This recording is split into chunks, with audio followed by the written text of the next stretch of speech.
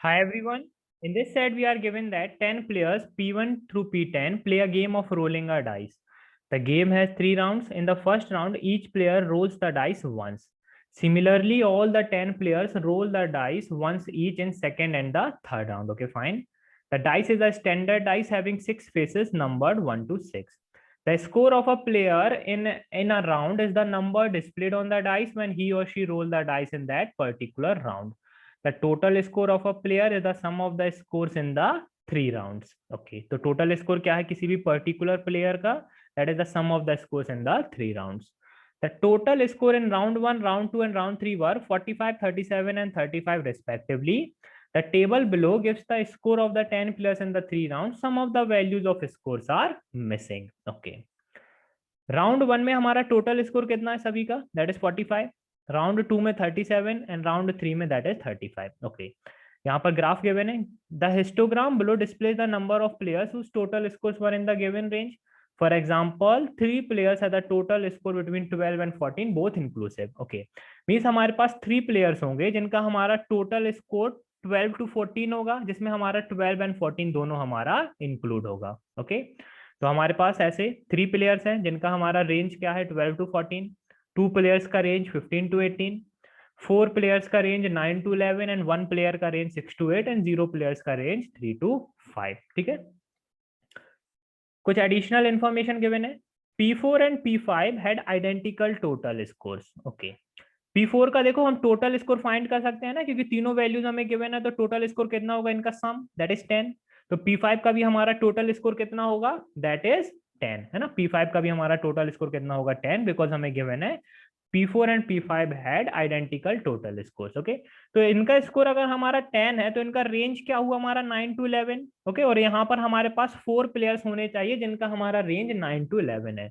2 players मुझे पता चल गए, एक हमारा P4 है, एक हमारा यहाँ पर P5 है. Okay, considering all the rounds of all the players, the frequency of the score 5 was an even number. Okay, क्या पॉइंट बोला गया समझने का ट्राई करना.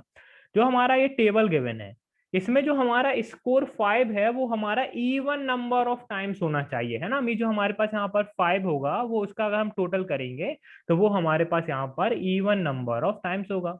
The frequency of the score 6 in round 3, round 2 and round 1 form an increasing arithmetic progression. Okay, score 6 order हमें given है ना, that is round 3, round 2 and round 1, और ये हमारा एक इंक्रीजिंग अरिथमेटिक प्रोग्रेशन फॉर्म करेगा इस ऑर्डर में. Okay, exactly 5 players scored distinct scores in all the 3 rounds they played. Okay, P7 का देखो अभी मुझे यहाँ पर डायरेक्ट गिवन है, टोटल 7 है. ठीक है, तो P7 जो हमारा एक प्लेयर है जिसका हमारा रेंज 6 to 8 है, वो हमें पता है कौन है P7. P4 में देख सकता हूँ तीनों ही राउंड्स में डिस्टिंक्ट है. P7 में देख सकता हूँ तीनों ही राउंड्स में हमारा इसका स्कोर डिस्टिंक्ट है. ओके, और ऐसे हमें कितने प्लेयर्स चाहिए, एग्जैक्टली 5. P10 का मैं देख सकता हूँ तीनों ही राउंड्स में हमारा डिस्टिंक्ट इज नॉट पॉसिबल, है ना, क्योंकि यहाँ पर 4 and 4 ऑलरेडी हमारा 2 टाइम्स आ चुका है. The total score of P1 was more than that of P6. Okay, तो P1 का जो हमारा टोटल स्कोर है is more than that of P6. ठीक है, अब देखो हम यहाँ पर अपने जो हमारे पास वैल्यूज बची हैं वो हम नोट डाउन कर देते हैं. ठीक है, जो हमारे पास वैल्यूज बची हैं वो हम नोट डाउन कर देते हैं. जैसे राउंड 3 में देखो क्या क्या वैल्यूज बची हैं मेरी, ये हम कैसे फाइंड करेंगे, ये हम सिंपल इनके टोटल से फाइंड करेंगे. टोटल मेरा 35 है. अभी तक मैं अगर इन वैल्यूज का टोटल देखूं तो कितना है हमारे पास, 7 8 10 14 18, बचा मेरा 17. नंबर ऑफ स्पेसेस कितने बचे हमारे पास, 1 2 एंड 3. ओके, तो 3 स्पेसेस बचे हमारे पास, और 3 स्पेसेस का टोटल हमारा 17 होना चाहिए, है ना. 3 स्पेसेस का टोटल हमारा 17 होना चाहिए. तो राउंड 3 में जो हमारे पास 3 वैल्यूज हैं वो हमारे 6 6 एंड 5 होंगे इन एनी ऑर्डर, है ना, क्योंकि इसके अलावा और कोई ऑप्शन हमारे पास अवेलेबल नहीं है 17 बनाने का, है ना. आप चेक कर सकते हो 17 हम सिर्फ एक ही वे में बना सकते हैं, 3 वैल्यूज को लेके, दैट इज 6 + 6 + 5. ओके, अब देखो राउंड 3 में 6 हमारा टोटल कितने टाइम्स है. टोटल अगर हम देखें तो जो हमारे पास 1 2 एंड 3 स्पेसेस हैं, इन 3 स्पेसेस में 6 हमारा 2 टाइम्स आएगा. ओके, और एक जो हमारा बचा स्पेस होगा उसमें 5 आ जाएगा. तो 6 अगर हम देखें तो हमारा राउंड 3 में 2 टाइम्स है. और अब हम यहाँ पर अपना पॉइंट 3 यूज कर पाएंगे. Okay, that is the frequency of the score 6 in round 3 and round 2 and round 1 form an increasing AP. ठीक है, तो राउंड 3 में अगर हमारे 6 2 टाइम्स है, तो राउंड 2 में जो हमारा 6 होगा वो मोर देन 2 होगा, है ना, क्योंकि ये इंक्रीजिंग एपी है।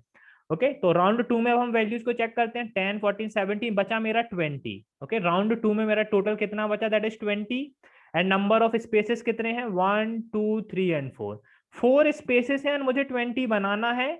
और मुझे ये भी ध्यान में रखना है कि राउंड 2 में 6 हमारा मोर देन 2 टाइम्स होना चाहिए। ओके, मोर देन 2 टाइम्स होना चाहिए, है ना, क्योंकि राउंड 3 में हमारा 2 टाइम्स है और हमारा ये ऑर्डर ये है राउंड 3 राउंड 2 राउंड 1, और यहाँ पर हमारा एक इंक्रीजिंग एपी है।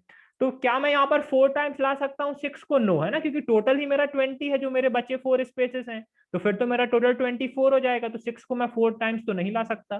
तो एक ही ऑप्शन बचा, 6 मेरा कितने टाइम्स आएगा, दैट इज 3 टाइम्स। ओके, तो यहाँ पर राउंड 1 में 6 हमारा कितने टाइम्स आएगा, दैट इज 4 टाइम्स, है ना, क्योंकि ये हमारा एक इंक्रीजिंग एपी है, 2 3 एंड 4।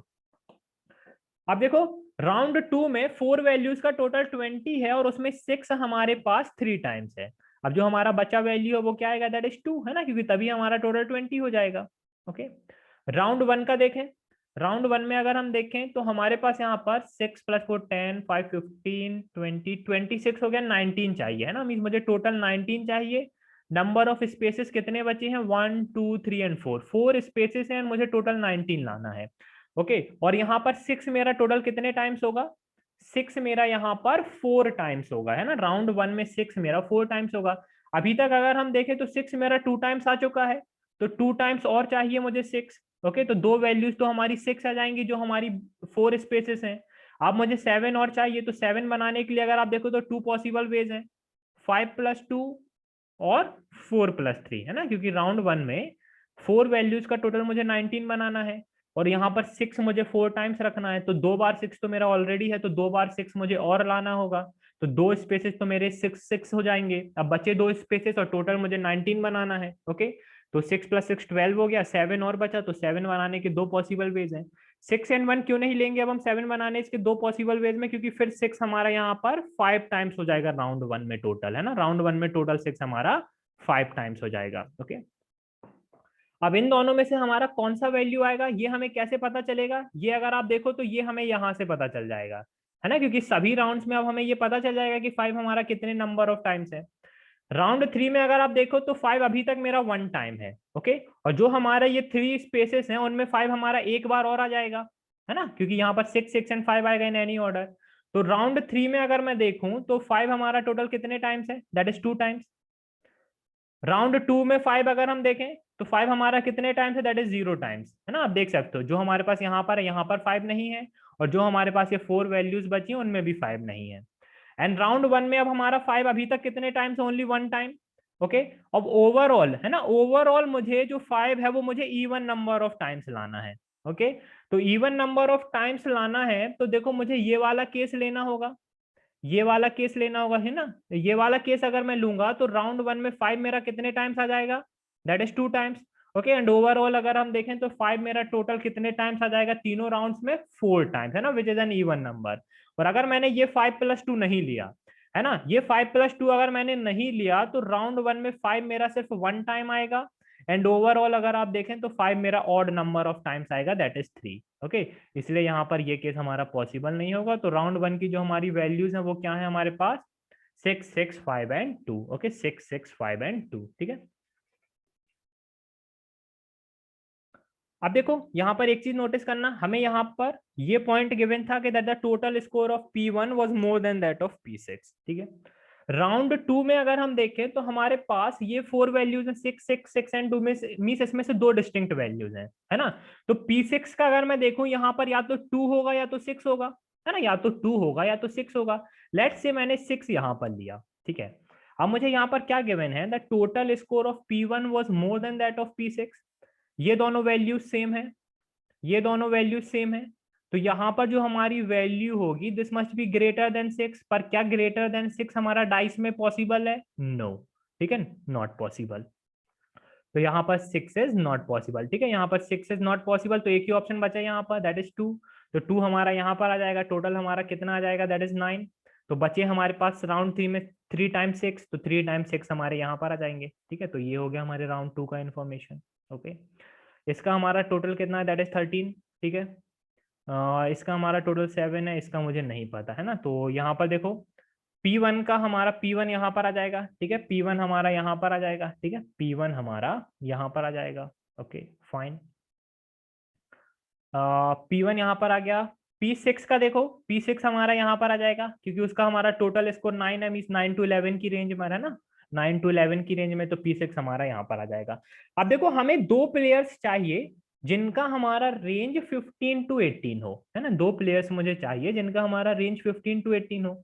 अब वो दो प्लेयर्स हमारे कौन पॉसिबल है, क्या P2 बना सकते हैं हम उसको?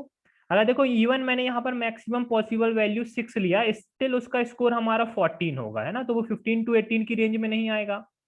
क्या हमारा P3 आ सकता है? यस पॉसिबल है ना, P3 आ सकता है। अगर मैं यहाँ पर 5 लूँ या 6 लूँ, पॉसिबल है ना, 15 एंड 16, तो P3 is possible. Okay, P3 is possible. P4 5 6 7 is not possible. क्या P8 इज पॉसिबल? यस, है ना, अगर मैं यहाँ पर 6 एंड 5 लूँ तो P8 इज पॉसिबल। क्या P9 इज पॉसिबल? नो। क्या P10 is possible? No. Even अगर मैंने यहाँ पर मैक्सिमम पॉसिबल 6 लिया, स्टिल यहाँ पर 14 आएगा, जो हमारा 15 to 18 की रेंज में नहीं है। तो वो दो प्लेयर्स कौन है हमारे पास? P3 and P8। ओके, तो P3 का हमारा रेंज कितना है? 15 to 18।